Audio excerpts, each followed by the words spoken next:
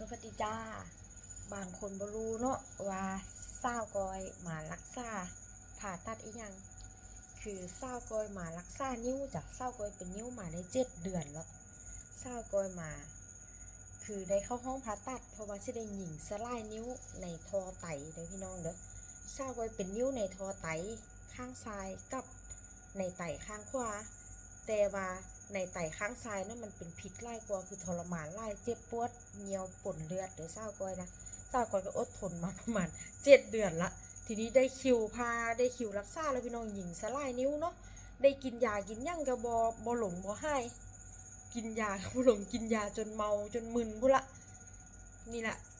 คือมื้อนี้วันที่5 กุมภาพันธ์นี้เศร้าก้อยก็ได้คิวนัดมานอนโรงพยาบาลแล้วก็มืออื่นก็คือวันที่6 กุมภาพันธ์เศร้าก้อยสิได้เข้าห้อง